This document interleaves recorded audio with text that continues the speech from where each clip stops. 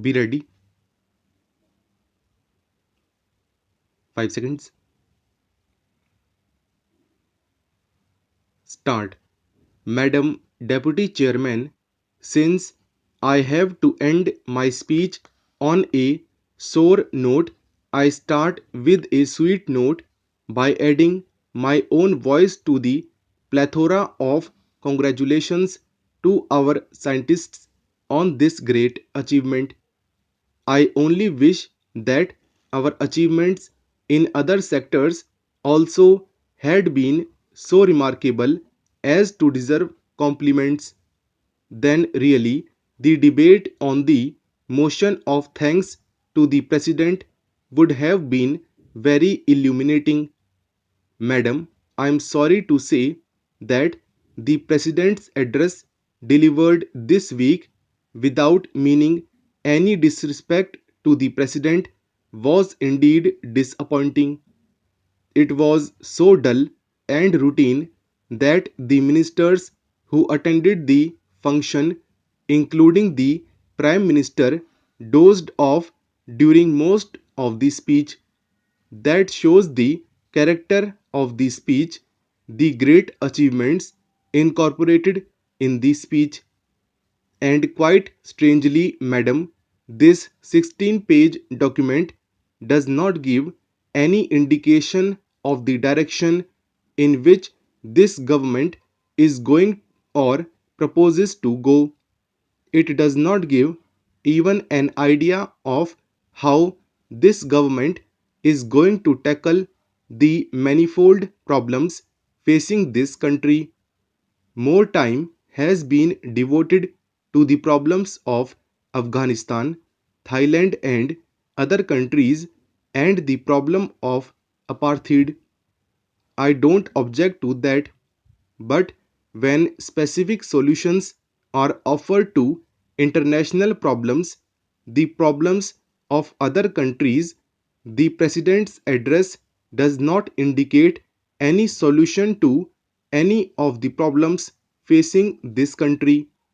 That is the unfortunate and the most significant part of his speech. Madam, this government came into power in 1984 with two specific promises.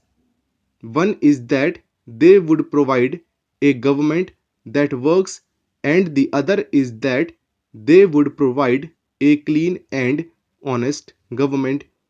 My endeavor would be to disapprove both these claims. It is not a government that works, it is also not an honest government.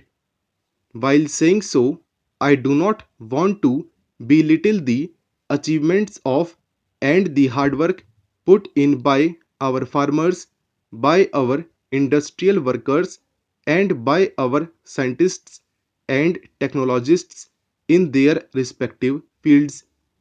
But for them, this country would have collapsed long ago under the burden of mismanagement and misrule of this government, either in relation to the problems facing the country or in relation to the problems faced by a state government. For center's approval, there is complete standstill, and the government does not come forward with any solutions to these problems. Sir, whenever a decision is taken, there is so much of drama in that. If you take the recent changes of the central ministers or even the chief ministers, you would find midnight elections. Heavens would not have fallen if the Bihar legislature or the Madhya Pradesh legislature or some other legislatures meets during the day and elects its leaders. People are rushed by special planes and elected or selected at midnight hours, bringing about wholesale changes in the state administration. Similarly, there is no finality about the cabinet changes at the center. In spite of 23 cabinet reshuffles since this Prime Minister has come to power, the cabinet is incomplete because even now a number of portfolios are held as dual charge by some cabinet ministers. The cabinet itself is not complete even after nearly 3 years of this government. That itself shows the indecision of the government and the leadership here. If you come to the specific problems, this government had earned some euphoria because of certain accords not signed in the beginning of its tenure. There was the Punjab Accord, the Assam Accord, and what not. But what is the position of these accords today? The Punjab Accord is in shambles. The Punjab problem is more acute today than what it was when this government took charge. There is more extremism, more violence. In spite of the dismissal of Punjab government for alleged inept handling of the law and order situation and consequent imposition of President's rule, the situation has not improved. It has in fact worsened. Who should be dismissed now for this worsening situation? Now, there are rumors that even the Director General of Police and the Governor also want to quit. That is the stage to which the Punjab problem has been brought. On the Assam Accord, nothing has been done.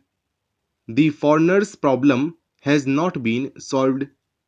A big contingent, including the Assam Home Minister, came here the other day, held a dharna at the boat club, and got arrested. And that is the stage of the Assam Accord. And new problems have been added.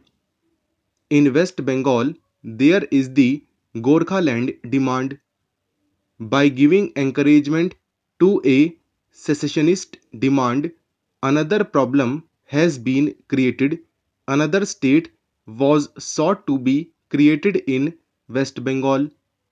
I find that all these problems are arising or solutions are evading the problems because the top leadership today lacks not only the maturity to handle these problems but also the political advice which is very essential for a solution of the problems. The Prime Minister is surrounded by a coterie of persons who have no political background.